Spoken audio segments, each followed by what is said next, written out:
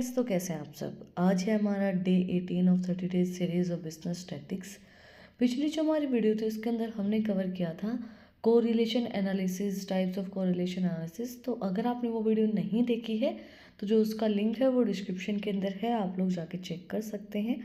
आज हम समझेंगे कि रिग्रेशन एनालिसिस का मतलब क्या होता है। What is regression analysis?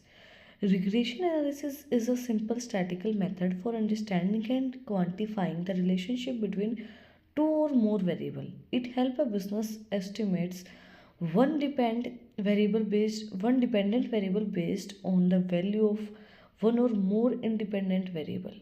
Regression analysis एक स्टैटिकल मेथड होता है जिसको हम यूज़ करते हैं दो और दो से ज़्यादा वेरिएबल की रिलेशनशिप को समझने के लिए, उनको क्वांटिफाई करने के लिए। ये हमें हेल्प करता है एस्टिमेशन लगाने के लिए कि एक हमारा जो डिपेंडेंट वेरिएबल है वो कितने इंडिपेंडेंट वेरिएबल के ऊपर बेस्ड है या किन के अकॉर्डिंगली।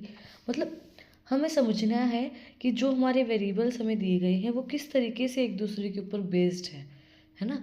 जो डिपेंडेंट वेरिएबल है वो किस तरीके से एक इंडिपेंडेंट वेरिएबल के ऊपर बेस्ड है, एक के ऊपर बेस्ड है या दो के ऊपर बेस्ड है, उस चीज़ को समझना है। उस चीज़ को समझने के लिए रिग्रेशन एनालिसिस हमारी हेल्प करता है। नेक्स्ट है importance of regression analysis. First was predictive modelling. Regression analysis is commonly used for predictive modelling which help businesses forecast future outcomes by examining historical data and identify relationship between variable. Businesses can make informed predictions about sales, demand, customer behavior, and other critical factors. These can assist in inventory management, resources allocation, and strategic planning. Regression analysis जो है वो हम predictive modelling जो होती है उसके अंदर ज़्यादातर हेल्प यूज़ करते हैं। बिजनेसेस के लिए हेल्प करता है कि फ्यूचर में क्या आउटकम आएगा। मतलब हमने ये जाना कि जो दो हमारे वेरिएबल्स हैं वो एक दूसरे से किस तरीके से रिलेट कर रहे हैं, डिपेंडेंट वेरिएबल इंडिपेंडेंट वेरिएबल के ऊपर। तो हम वो जान के हम फ्यूचर आउटकम्स को पता लगाते हैं कि फ्यूचर में क्या चीज़ हो सकती है, फ्यूचर आउटकम हमारे क्या रहेंगे। मतलब प्रिडिक्टिव का मतलब आपको पता होगा ना, प्रिडिक्शन करना। आजकल जो चल रहे हैं एस्ट्रोलॉजर प्रिडिक्ट करते हैं कि भाई ऐसा होगा ऐसा होगा, तो वो सब चीज़ें। तो उस तरीके से प्रिडिक्टिव जो होता है ना वो रिग्रेशन एनालिसिस होता है, हमें बताता है कि फ्यूचर के अंदर क्या वेरिएबल्स हो सकते हैं, किस तरीके की डिमांड होगी, कौन किसके ऊपर डिपेंडेंट होगा, किस तरीके से वेरिएबल्स काम करेंगे। उसके लिए रिग्रेशन एनालिसिस ज़रूरी होता है, इंपॉर्टेंट होता है।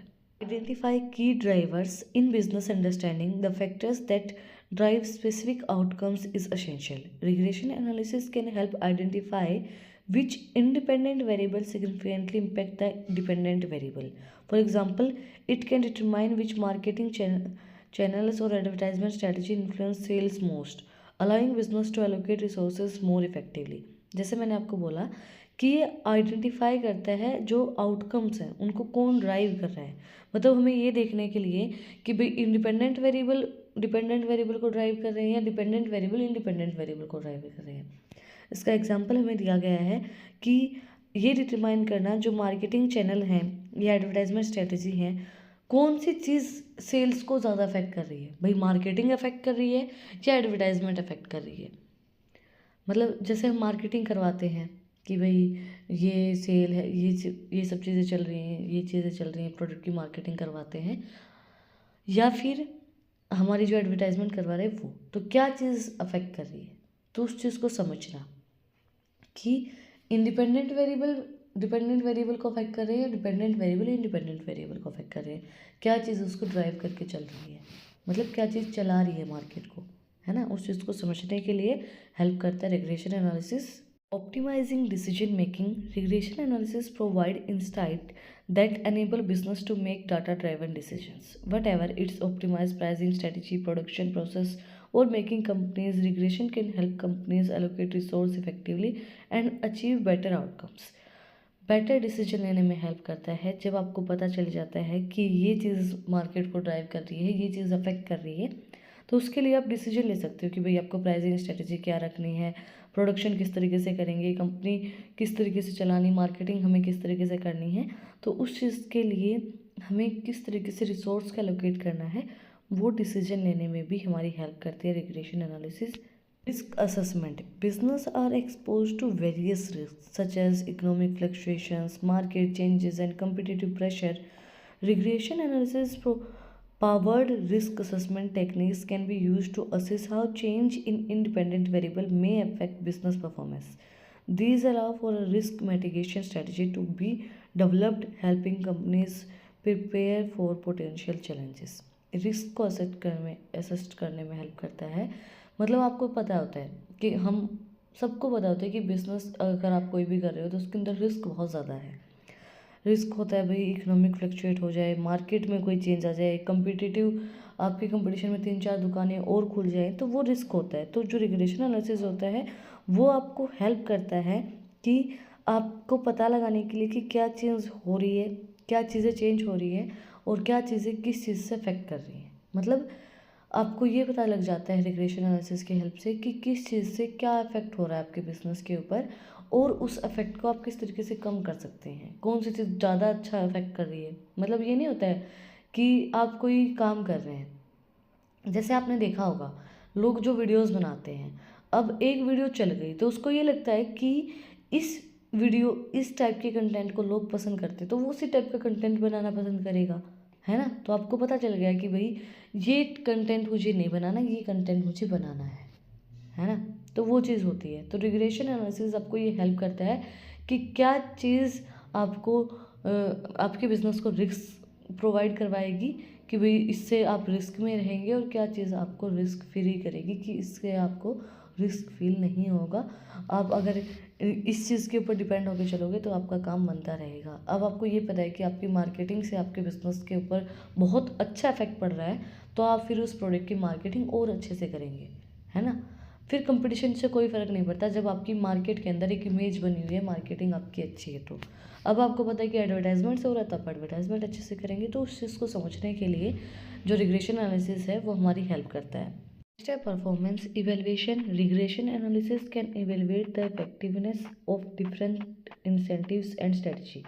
For instance, it can assess the impact of employees' training and productivity or the relationship between customer satisfaction and repeat purchase. This information is valuable for making improvement and optimize operation. Regression analysis performance को evaluate करने में भी help करता है कि जो भी आपने चीज़ की है, कि जैसे आपने एम्प्लॉयज़ को ट्रेनिंग प्रोवाइड करवाई है तो उसका प्रोडक्टिविटी के ऊपर क्या इम्पेक्ट पड़ रहा है ना।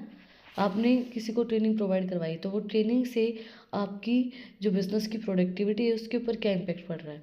तो उस चीज़ को एनालाइज करने में, उनकी रिलेशनशिप को एनालाइज करने में कि ये उससे सेटिस्फाई हो रहे हैं या नहीं हो रहे हैं, तो उस चीज़ को समझने के लिए, सेटिस्फेक्शन लेवल को समझने के लिए भी रिग्रेशन एनालिसिस हमारी हेल्प करता है कि ट्रेनिंग का सीधा इम्पेक्ट प्रोडक्टिविटी के ऊपर पड़ रहा है या नहीं पड़ रहा है ना।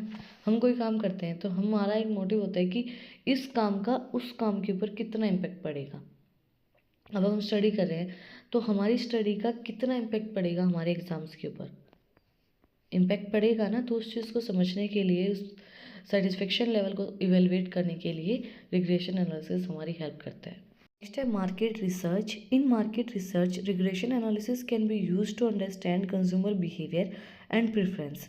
Bye examining demographic, pricing and product features, business can tailor their products and marketing efforts to specific target audience. देखो मार्केट को रिसर्च करने में भी रिग्रेशन एनालिसिस हमारी हेल्प करता है कि कस्टमर्स का बिहेवियर क्या है, कंज्यूमर बिहेवियर क्या है, उसको ये जो हम प्रोडक्ट का प्राइस दे रहे हैं वो रिलायबल लग रहा है नहीं लग रहा है, वो क्या प्रेफरेंस दे रहे हैं, प्रोडक्ट की फीचर्स के अंदर वो क्या चाहते हैं, क्या उनको अच्छा लग रहा है, क्या उनको बुरा लग रहा है, उस चीज़ को समझने के लिए हेल्प करता है। हमारी जो रिग्रेशन एनालिसिस होता है वो हमारी हेल्प करता है कि मार्केट के अंदर अगर आपको ये प्रोडक्ट चलाना है तो कस्टमर्स, ये जो कस्टमर्स है ये इस चीज़ को प्रेफरेंस दे रहे हैं तो हम उनको ही टारगेट करके चलते हैं।